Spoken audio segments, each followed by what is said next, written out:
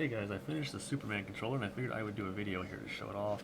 Wearing the gloves today to keep all the fingerprints off of it, which I use when I build them now. This lighting is kind of strange, but I have it in here to keep the dust and all off of it as well.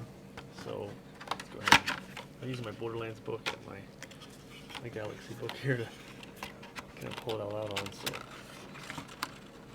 let's see if I can do this. That. Here is, it's still boxed, got that plastic, and then here is the controller in detail more. Pull out this way. See this very cool Superman theme to it. I like it quite a bit. And over on this side, the Superman symbol, along with the splatter paint. Very cool. Now these joysticks here, I'm going to do these joysticks first. Ooh, you better zoom in than that. Focus better, I should say. There we are. These joysticks are aluminum. They're lower rise joysticks. It's kind of hard to tell, but they are shorter than normal sticks and a slightly less thick head here. Very, very easy to use, very, very easy to control. The D-pad here is also aluminum. I don't know if you can hear that, but it's very more metallic. And then these geometric buttons over here are likewise aluminum.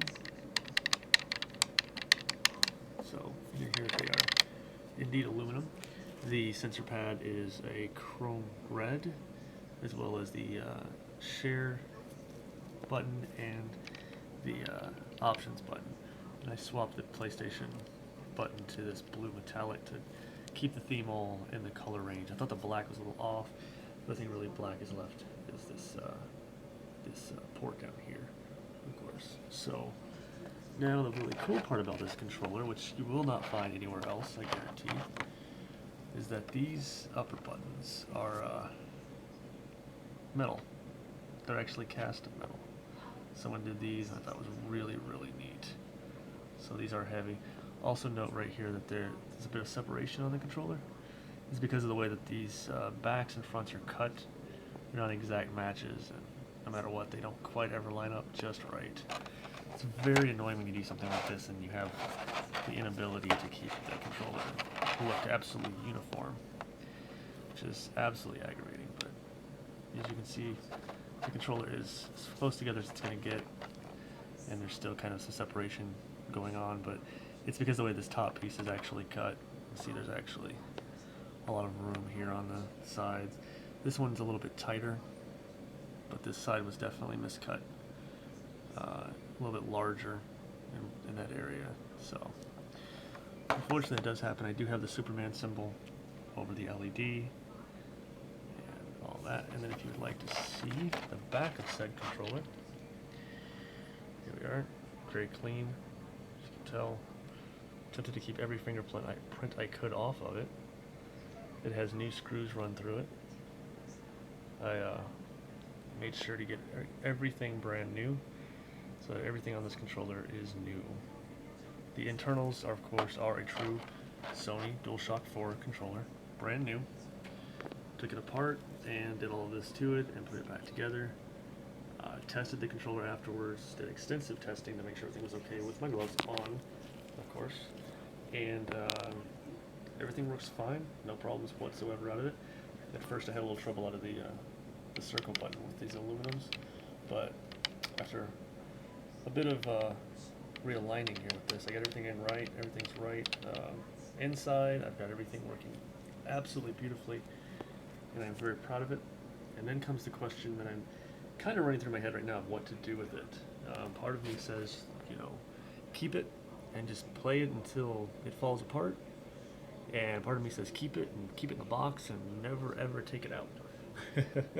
Part of me should just say, hey, this is a really cool piece, you know, really neat build, and you know, it's a really, really cool shelf piece. But at the same time, you know, controllers aren't meant to just kind of sit around and not be used. So, especially when you have this much cool metal, these buttons will never actually wear out on you.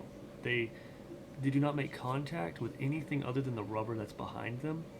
and then that rubber is what presses into your film there that has all of your um, wow, the words are completely gone right now.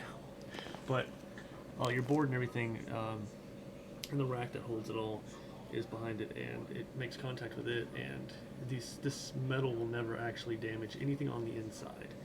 And then of course the thumbsticks rest on top of that protruding up piece, and these just slip down onto it and are held into place. They're very tight fit. They don't pop up. And then of course they still function. Try to do as best I can. As L300, these are more responsive than normal ones, and of course you'll never have to worry about the head actually ripping and tearing and things like that, which is what I really like about aluminum thumbsticks. You know, with these lower rise ones, they just feel so much better when you're playing games, especially if you're into Destiny or Call of Duty or Battlefront or anything that requires that more responsive time. And of course this D-pad is just so cool because it's the first metal D-pad I've worked with. I just really like it. It looks really cool, really neat. Comes with the red very nicely. I was concerned it would be a different shade. And of course these are the only metal sets of triggers that you're probably going to find. I only know of 6 sets that are out there, and I own one of them, so there's 5 more out there somewhere. But even if those 5 sets made it out for sale, they would not be in a controller like this. This is a unique controller, and I just think it's really cool. I think it's really neat to do this kind of thing. Got that classic red, white, and blue look is what I was aiming for. That very patriotic Superman feel to it. So I might do a Batman one to kind of mirror out. Maybe like the black and gray, kind of do a gunmetal offset with it. But of course the hardest thing is I'm not going to find another pair of these triggers, so it would have to have its own kind of setup going. But you know, I'm not sure if I'm going to throw it out there for sale yet, or if I'm going to try to keep it. But if I do put up for sale, I'll let you guys know, and you know, we'll go from there. But very cool. Appreciate everybody taking the time to check it out, and if you like it, then hit that like button. Let me know. If you don't like it, let me know what you don't like about it. Aside from the case, I mean, I'm not a big fan of that case either. But unfortunately, when you buy things that are made custom like that, it doesn't always line up the way you want it to. But at any rate, hope to hear from you guys, and I appreciate you taking the time to check it out. All right, guys, have a good one.